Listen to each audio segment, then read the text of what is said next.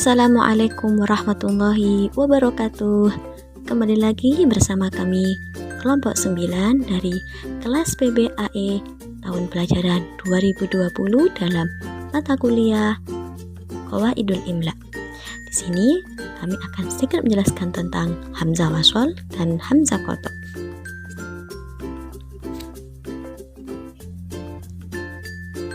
Yang pertama, pengertian hamzah. Apa sih hamzah itu?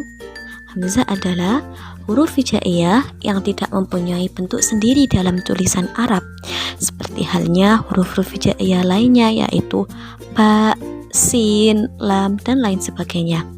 Karena itu, huruf hijaiyah jumlahnya hanya 28, sebab di sana tidak ada hamzah. Lalu, ra'sul ain atau kepala ain yang biasanya dilambangkan dengan bentuk bukanlah bentuk asli hamzah, namun ini hanya untuk menandai hamzah qata' dan membedakannya dengan hamzah wasol. Lalu, apa sih perbedaan hamzah dengan alif? Orang-orang masih banyak yang bingung. Mereka mengira bahwasanya hamzah dan alif itu sama, tapi sesungguhnya sangat berbeda. Yang pertama, hamzah adalah huruf tertentu yang menerima harokat. Seperti dalam contoh ardun, a, ardun. A-nya di sini itu adalah hamzah karena menerima harokat fathah. Berbeda dengan alif. Alif adalah huruf tertentu yang tidak menerima harokat.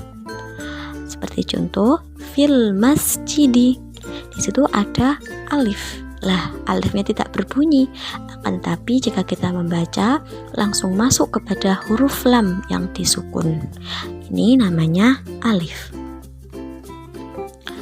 Kemudian, apa saja sih macam-macam dan pengertian hamzah? Yang pertama adalah hamzah wasol. Hamzah wasol ialah hamzah yang secara pengucapan. Jadi ketika kita mengucapkan seperti hamzah, dan jika ditulis itu seperti alif. Seperti contoh lafaz kalimat al. Lah, kita ada suaranya seperti hamzah al, tapi ditulis itu seperti alif, lurus, tegak lurus. Kemudian yang kedua, diucapkan ketika menjadi permulaan saja dan gugur ketika berada di tengah-tengah kalimat. Tadi contohnya al itu diucapkan ketika di permulaan saja, tapi gugur di tengah-tengah. Seperti contoh fil baiti. Lah, tidak ada kan fi'al, bukan begitu, tapi membacanya fil baiti. Maka dari itu huruf tersebut dinamakan hamzah wasol. Kemudian, hamzah wasol ini adalah hamzah zaidah atau hamzah tambahan yang berfungsi sebagai perantara atau penyambung kepada pengucapan huruf mati atau sukun yang berada setelahnya. Contohnya, unsur. Lah, huruf pertamanya, huruf asli adalah nun yang disukun. Kita jelas kesusahan ketika akan mengucapkan huruf sukun di depan, maka dari itu dibutuhkan hamzah wasol sebagai penyambung. Jadi kita bisa membacanya menjadi unsur. Lalu yang kedua ada hamzah qata', yakni hamzah yang selalu diucapkan dengan baik berharokat fathah, contoh asadun, dhammah seperti contoh ufukun, atau kasrah seperti contoh imanun. Lah, hamzah ini tidak gugur pengucapannya baik di awal permulaan kalimat seperti contoh ardun atau di tengah-tengah kalimat contoh fi ardin. Lah, masih tetap jelas kan suaranya hamzah tersebut? Ardun di awal, fi ardin di tengah-tengah, masih tetap sama. Lalu contoh-contoh hamzah wasol. Nah, yang pertama itu pada fi'il dan tasrifannya. Yang pertama, fi'il amar atau fi'il yang menerangkan tentang perintah. Fi'il amar dari fi'il sulasi. Fi'il sulasi itu fi'il yang berjumlah 3 huruf. Khumasi berjumlah 5 dan sudasi yang berjumlah 6. Apa saja sih contohnya? pertama contoh iftah, ini contoh dari fi'il thulathi.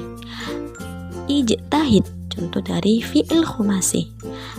Dan istakhrij, contoh dari fi'il yang sudasi. Lalu yang kedua ada fi'il madhi dari fi'il khumasi dan sudasi. Ini fi'il yang menerangkan tentang zaman lampau. Apa saja contoh-contohnya? Contohnya ijtahada. Ijtahada ini dari fi'il khumasi dan istakhraja dari fi'il yang sudasi. Kemudian ini tasrifannya, yakni masdar. Masdar dari fi'il khumasi dan sudasi tadi. Contohnya ijtihadun, itu masdar fi'il khumasi, dan istikhrajun, masdar dari fi'il sudasi. Kemudian hamzah wasol yang pada isim, yakni di sini adalah isim asyrah, hanya ini saja. Ini isim 10, apa saja itu? Pertama ismun, kedua istun, ketiga ibnun, lalu ibnatun, kemudian ibnu, kemudian yang nomor 6 imru'un, nomor 7 imro'atun, 8 ifnaini, 9 ifnataini, dan yang terakhir aimunun. Lalu kita beralih kepada contoh-contoh hamzah qata. Yang pertama, awal fi'il madhi rubai. Rubai ini adalah fi'il yang berjumlah 4 hurufnya. Awal fi'ilnya amar serta masdarnya. Apa saja contohnya? Ansofah, ini fi'il madhinya. Kemudian ansif, fi'il amarnya. Dan insofun, itu masdarnya. Lalu ada lagi, yakni pada awal kalimat huruf, seperti contoh ila, anna, au, inna. Lah, dikecualikan al, ini kalimat huruf, akan tetapi hamzanya berupa hamzah wasol. Kemudian yang nomor 3 di permulaan isim, seperti contoh uslubun, kemudian imamun, yang terakhir ardun. Lah, dikecualikan isim asyrah yang sudah disebutkan tadi. Sekian, salam hangat dari kami. Wassalamualaikum warahmatullahi wabarakatuh. Terima kasih sudah menonton.